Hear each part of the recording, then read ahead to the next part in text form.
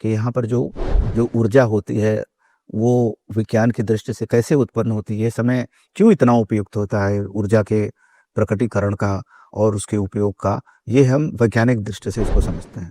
एक तो होता है कि अग्नि जो है शुद्धिकरण करती है, वो कैसे करती है वो देखते हैं। उसके वैज्ञानिक प्रमाण अग्निहोत्र में मिले हैं।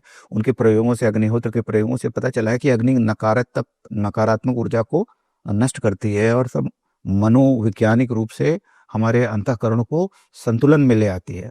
और यज्ञ का करने से, ये जो बाहर का यज्ञ करने से हवा शुद्ध होती है और वातावरण में जो नकारात्मक ऊर्जा है, बीमारियां जो अब होने वाली हैं, क्योंकि ये संक्रमण का समय है। एक जो दूसरा पक्ष मैं बताने जा रहा था कि जो खगोलीय महत्व है, वो उसमें है कि ये सूर्य जो है ये मीन राशि में जाता है और चंद्रमा जो है मेष राशि में जाता है। तो इस समय जो है ना, ये एक तो ऊर्जा को संतुलित करने का, चक्रों को उजागृत करने का समय होता है।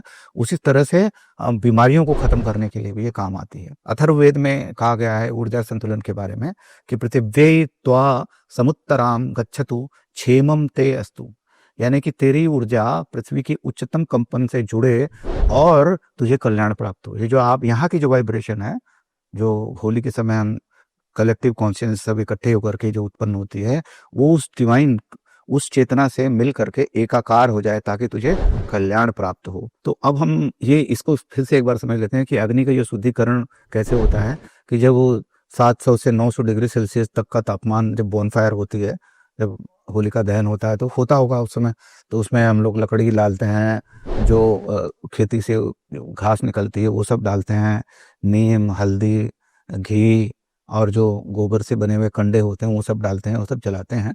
तो ये सब जो है ना, ये फैल करके सब औषधीय पदार्थ जो है ना हवा में वितरित हो जाते हैं।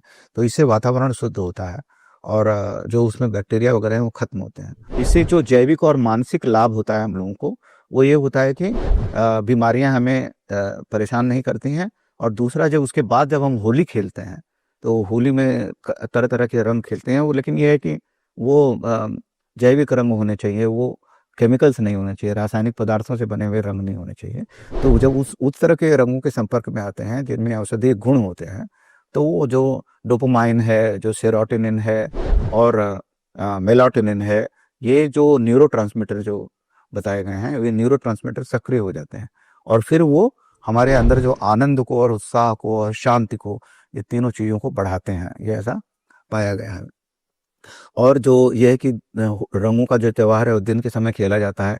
तो जो अभी सूर्य का जो संक्रमण है और चंद्रमा का जो मेष राशि में जाना है, इससे जो सूर्य की जो किरणें हैं वो अब नॉर्दर्न हेमिस्फीयर में सीधा ऊपर गिरती हैं हमारे ऊपर। तो इस समय भारतवर्ष में जो विटामिन डी का ऑब्जॉर्प्शन है वो सब में इस बड़ी ज़रूरत होती है, क्योंकि अभी अब ठंड खत्म हुई है, आप सूर्य से के प्रकाश से बहुत ज़्यादा वंचित रहे हैं और वो अब ये सब अब्जॉर्ब करने का समय शुरू होता है। तो ये भी है, खैर रंगों के साथ खेलो और त्योहार को आध्यात्मिकता से जोड़ो, शुद्धिकरण, सब तरह के ईर्ष्या द्वेष से सबको मिटाना, इस सबको मिला जुला के अगर देखेंगे तो होली एक बड़ा त्योहार है जो